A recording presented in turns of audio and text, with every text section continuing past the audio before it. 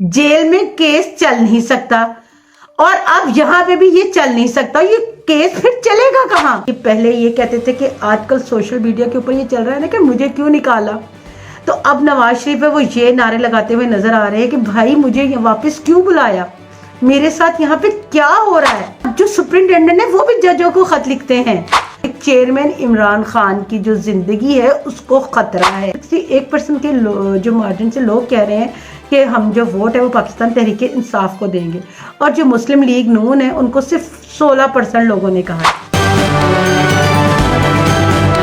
अस्सलाम वालेकुम नाज़रीन, ऑस्ट्रेलिया से मैं हूं आपकी होस्ट अमरीन शाहिद। इमरान खान और शाह महमूद कुरैशी की आज जुडिशल कॉम्प्लेक्स के अंदर हाजिरी और पेशी थी, और साइफर वाले जज अबुल हसनाल जुल्कुरनैन ने अदालत भी इनके लिए लगाई गई थी। तहरीक इंसाफ के वकला भी वहां पे पहुंचे कि इस्लामाबाद पुलिस की जानिब से इमरान खान की पेशी को लेकर सिक्योरिटी के इंतजामात को हतमी शक्ल नहीं दी गई। और आज कोर्ट रिपोर्टर ये बता रहे थे कि अदालत के बाहर जो सिक्योरिटी है इसको देख के नहीं लग रहा था कि इमरान खान को आज पेश किया जाएगा अदालत में। एक चीज सामने है कि अडयाला जेल के सुप्रिंटेंडेंट ने एक खत लिखा है साइफर के जो केस के जज है अबुल हसनान जुल्कुरनैन को। अब जो सुप्रिंटेंडेंट है वो भी जजों को खत लिखते हैं। इस खत के अंदर उन्होंने लिखा है और उन्होंने बताया है कि जी जनाब हम इमरान खान को पेश नहीं कर सकते।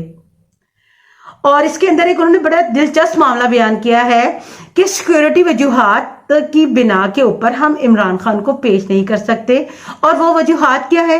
वो वजूहात ये हैं कि मुख्तलिफ इंटेलिजेंस के इदारों और पुलिस की रिपोर्ट्स के मुताबिक चेयरमैन इमरान खान की जो जिंदगी है उसको खतरा है, इसलिए आज हम इनको अदालत के रूबरू पेश नहीं किया जा सकता।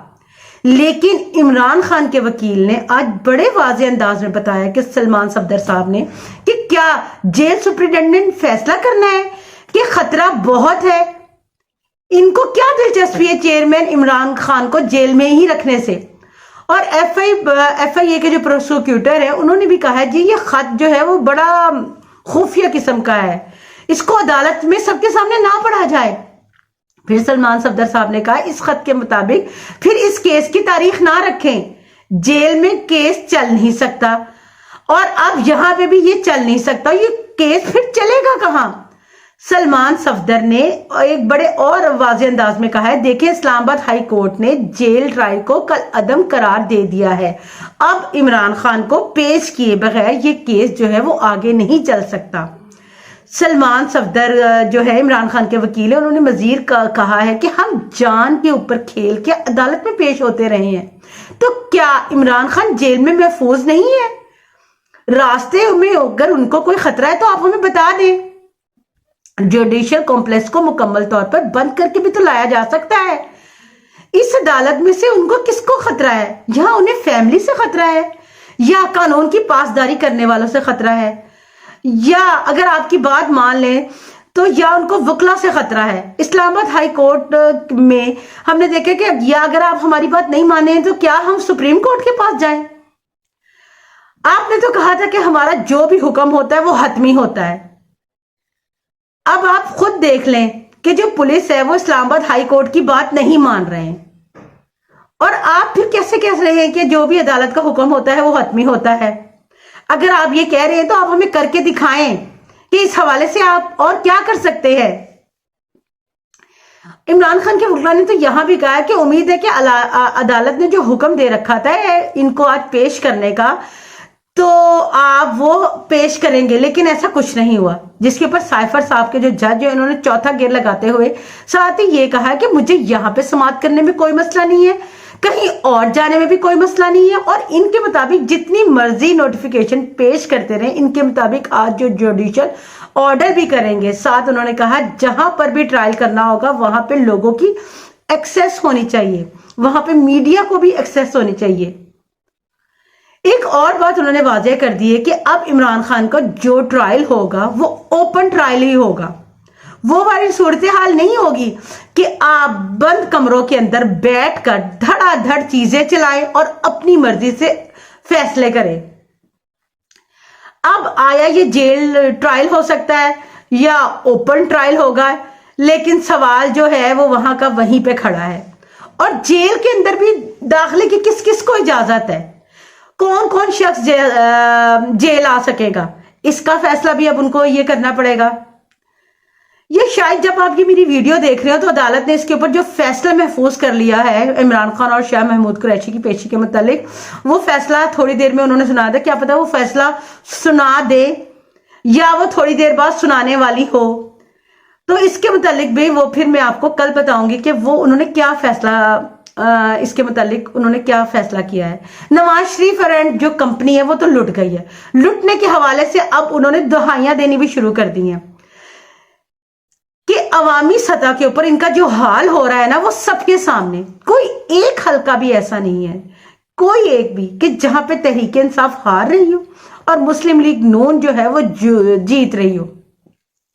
اکرم صاحب اب پہنچے ہیں مردان کے حلقے 22 میں، NA 22 میں، اس کے اندر 52% لوگوں نے کہا ہے کہ وہ تحریک انصاف کو ووٹ دیں گے، اور 22% جو لوگ ہیں انہوں نے جو کہا ہے، جو 52 کا آدھا بھی نہیں بنتا، انہوں نے کہا جی ہم عوامی نیشنل پارٹی کو ووٹ دیں گے۔ تو پھر نون لیگ ان میں کہاں ہے؟ پھر مردان کا ایک اور حلقہ ہے جہاں NA 24، وہاں پہ بھی یہ سوال کیا گیا کہ آپ کس کو ووٹ دیں گے، تو وہاں پہ 52% سے بڑھ کر یہ تناسب 58% ہو گیا۔ تو باقی جماعتیں تو پھر بہت پیچھے رہ گئی ہیں، پاکستان تحریک انصاف کے تو کوئی قریب بھی نہیں ہے۔ عوامی سطح کے اوپر یہ صورتحال ہے مسلم لیگ نون کی، باقی جماعتوں کی اور تحریک انصاف کی۔